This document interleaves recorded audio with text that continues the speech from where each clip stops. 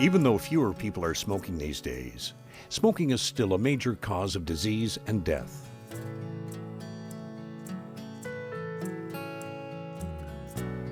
The effect that smoking has on people's health and on the economy in countries all around the world has become a big concern. Canada is no exception.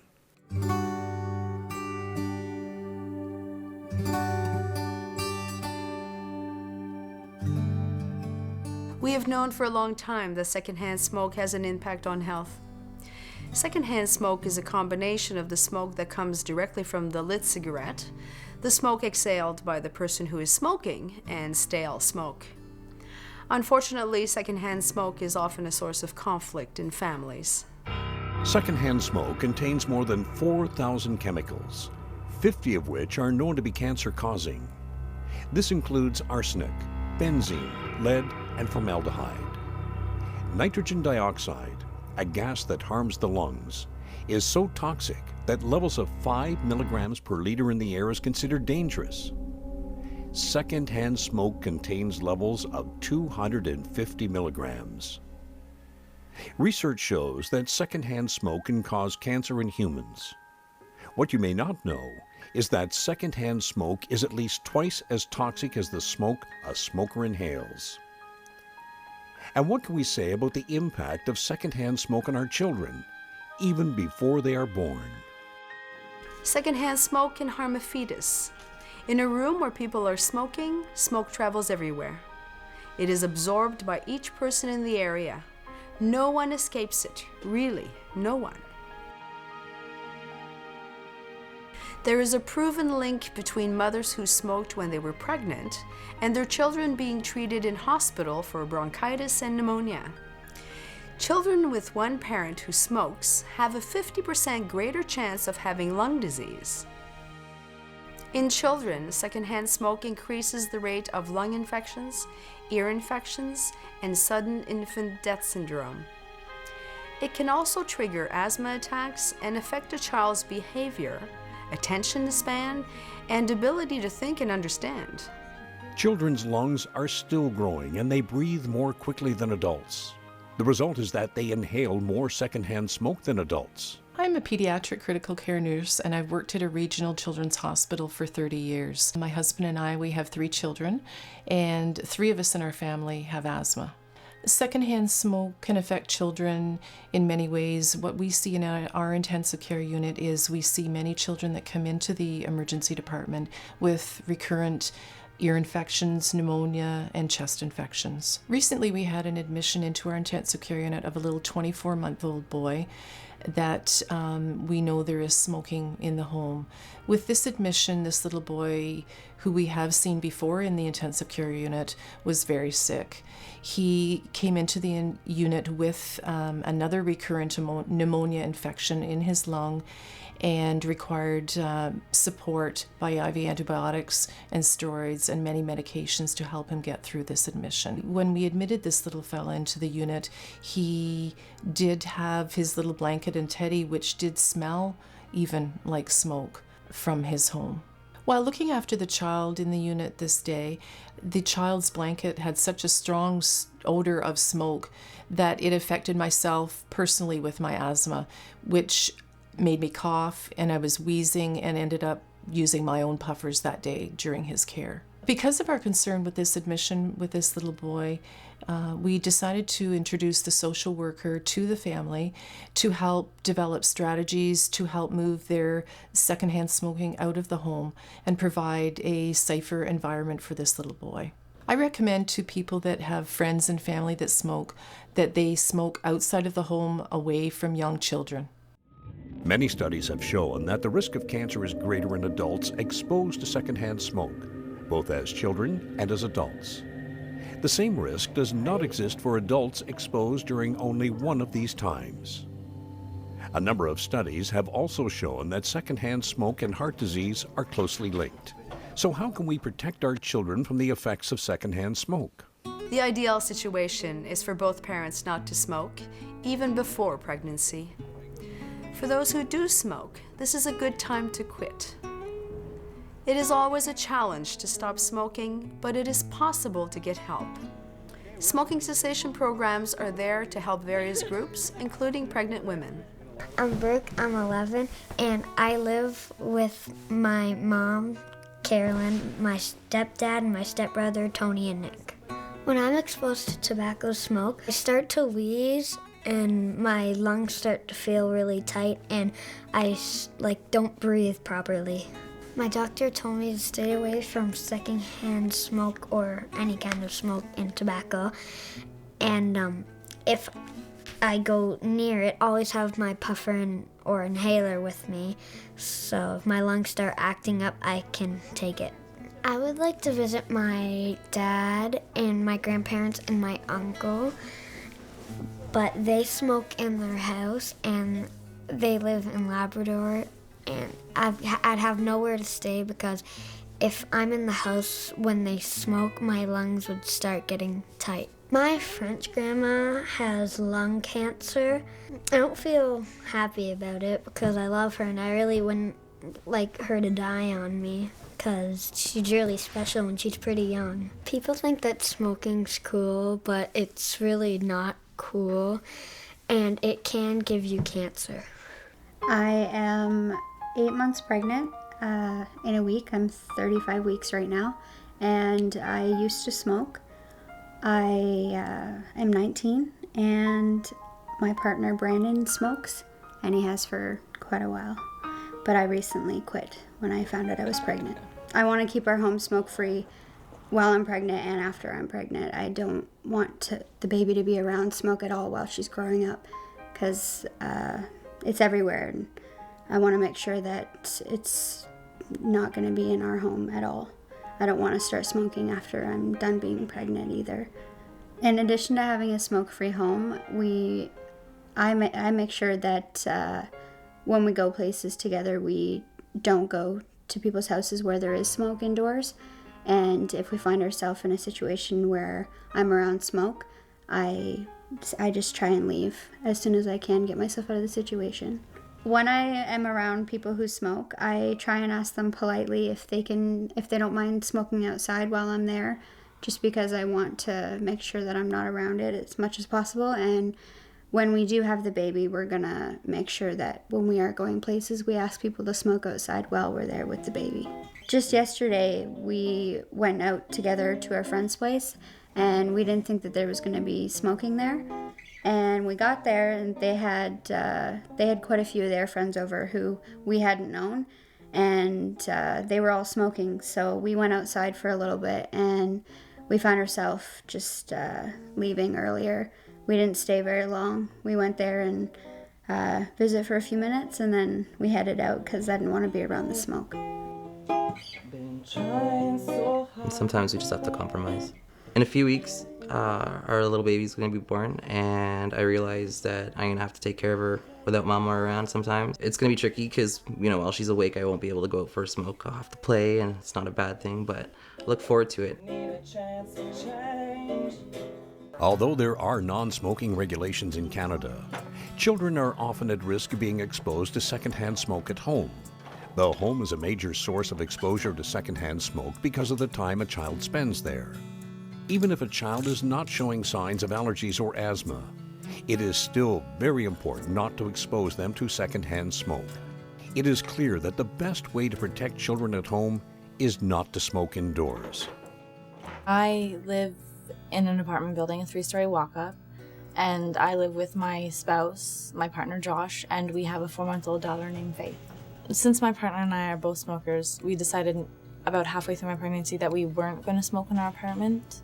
We decided that because there's less chance for fire hazards or smoke hazards, and it's healthier for everyone, especially my daughter, because we do smoke, but we don't want to expose her to that smoke. And it's healthier and safer for everybody. And in order to keep our apartment smoke-free, we always smoke outside. We lay down a blanket out on the grass or bring out the extra saucer and set the baby down so that she could play, and we stand a safe distance away while we have a cigarette. We wash our hands when we come back upstairs before playing with her or anything. And I try to wear like a light jacket so that if I go to hold her after, or I'm like feeding her, that she's not being exposed to it off of my clothing. Sometimes when I'm alone, I would ask a neighbor maybe to come upstairs and sit with my daughter so I could go for a cigarette, or vice versa for her. I do house cleaning, and when I go there, they also smoke in their house. And when I said that I was willing to start house cleaning again after I gave birth, that I had to bring my daughter with me, and asked if maybe there was some way they could confine the smoke to one room, even though it was their house and I was working for them. But they were very kind and said that on the nice days that they would smoke outside. And so we've never had a problem. They always smoke in a confined room or outside when I'm there.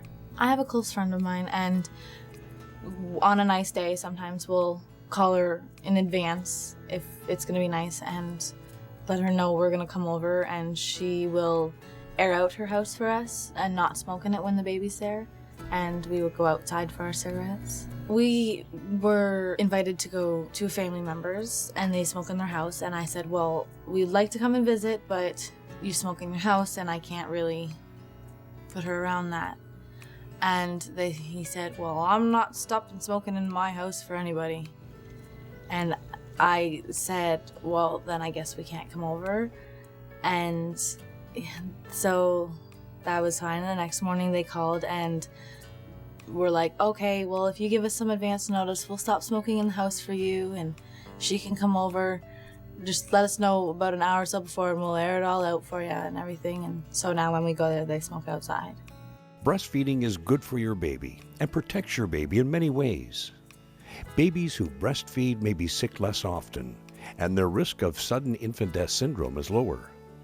Even if you are a woman who smokes, it is still best to breastfeed your baby. When possible, breastfeed first and smoke later, away from the baby. My house is smoke-free, and the motivation to do so came a long time ago. I've always been a non-smoker. My parents were non-smokers, so I grew up in a house where we didn't have smoke. I do have friends who smoke, and it is tricky dealing with secondhand smoke.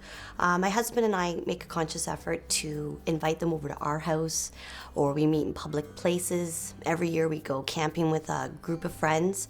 We do all of that just to try to avoid our kids being exposed to secondhand smoke.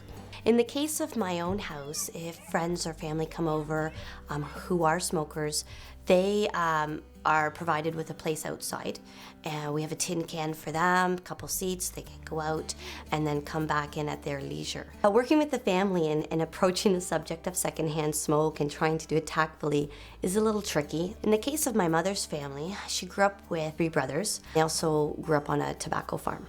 So we have an entire family of tobacco growers. My entire family on that side smokes, and it was really difficult for us as a non-smoking family to go to family gatherings and to deal with the topic of secondhand smoke with them. It was almost like a taboo. It was very difficult getting together for Christmas and other holidays and having a family where everyone smoked. We didn't deal with it until I actually had my first kid. And when we brought the baby to see everyone, we then asked if they could smoke outside to keep the environment for the baby as healthy as possible. At first, their reaction was a little bit reluctant. They didn't quite get the idea that I was asking them to go out of their house to smoke. However, when you put the baby first and you kind of explain that it's for the baby's health, they did so, and I did thank them for that too. In the case of my father-in-law, he actually will go for a stroll or a walk, have a smoke. He'll try to make sure that he doesn't smell. He'll take some gum and then come back into the house. It's really important for him that the kids don't see him smoke. I really appreciate that Tony and my mom smoke outside, because I know it's hard for them in any kind of weather, stormy weather, snowy weather, thunder weather. And if they smoked in the house, I'd probably be in the hospital and I wouldn't be in good shape. And I really appreciate that, because I know it's hard for them. I think the reason why I quit smoking was so that I would be able to spend time with my grandchildren. My kids were getting to the age of getting married and having kids and having my grandkids. And I've got two now, Tyson and Jackson. And I realized that my dad wasn't around to see my kids or his grandkids. And I just realized that, I wanted to be there growing up with my kids. My father passed away when I was 16, so he only really saw two of his grandchildren, 2 out of 11. And I just said, I want to be there when my grandchildren are growing up. I enjoy spending lots of times with them. We babysit them quite often. Both grandchildren have chosen me to read them bedtime stories. It's always got to be Papa, and which I enjoy immensely, tucking them into bed, reading them stories. Now that I've quit smoking, I feel that I'm a better role model for Tyson and Jackson and for my other grandchildren when they come along. My current family consists of myself, my partner, and our 2 children. We have 2 boys. My 4-year-old is in school and my 10-month-old stays at home with me. My partner does smoke and I don't. I never have. And from what I understand, he's been smoking since he was a teenager. When we moved from the apartment to the townhouse, we decided to make the townhouse as smoke-free as possible. He chose the bathroom as his smoking room. He smokes outside when it's nice and only really uses the bathroom when it's raining or too cold or really, really hot out. My partner decided to make the car smoke-free by chewing Nicorette instead of smoking when we travel. And I really, really appreciate that he's done that for himself and our family. The decision to become smoke-free hasn't really affected our social life too much because most of our friends and family are already non-smokers or they're trying to quit. When we visit our friends and family who smoke, we ask that they don't smoke around our kids, and they're very respectful of that. It is important to note that keeping a window open or smoking in another room in the house does not completely protect your family from secondhand smoke. But this may be a first step towards having a completely smoke-free home. Some people also think that using an air purifier will provide protection from secondhand smoke.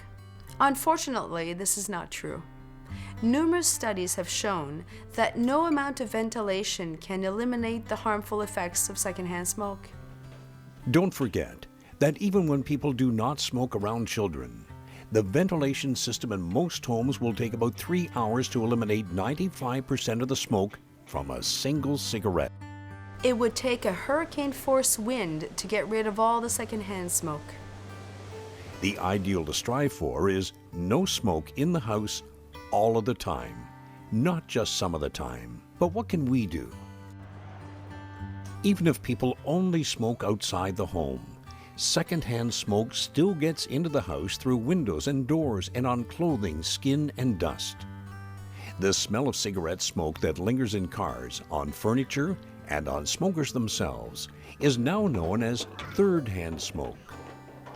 Scientists believe that third-hand smoke lingers for much longer than second-hand smoke and can be taken in by children who are crawling on floors, putting fingers into their mouths, and chewing on everything they find. The ideal way to solve the problem is not to smoke. For people trying to quit, studies show that making your home and car smoke-free really helps people reduce their smoking and allows them to work towards their goal of being smoke-free. The big difference since I've quit smoking is I've had more energy and I've gained a little bit of weight, but I'm trying to get that off again. But I realize that I'm healthier for quitting smoking. The biggest benefit from having a smoke-free home is that there isn't the smell and the odor around constantly that there was before, which I never really realized until you go into somebody's house now that has smoking. I remember growing up in a home where both my parents smoked, and There was always a smell, an odor in the home. My clothes would smell. And thinking of today in our smoke-free home, our food tastes totally different. Everything smells different, our clothes smell fresher, and the food even tastes much better than when I grew up. Another benefit to having a smoke-free home is that our insurance premiums are lower. The benefits of having a smoke-free home is we get to come home to a fresh-smelling place. We used to live in a place that really smelled when we came home because there's 5 people smoking upstairs most of the time, and the smell and the smoke would come through the vents and, you know, fill our apartment. There are other benefits aside to the health benefits for having a smoke-free home. First of all, I think it's important that you provide a good role model for your children. And secondly, I think too that you provide also a very clean environment. The house generally smells a lot better, and if you're ever trying to resell your house, I think a smoke-free home probably would sell quicker than a house that might linger with some smoking smells. As part of your commitment to protecting your family and children from secondhand smoke, think of the positive aspects of a smoke-free environment. The benefits are both short and long-term. It is not easy to stop smoking or to ask people not to smoke around children, but it is possible to do both. We can do it in a way that maintains harmony in the family while also caring for the health of our children.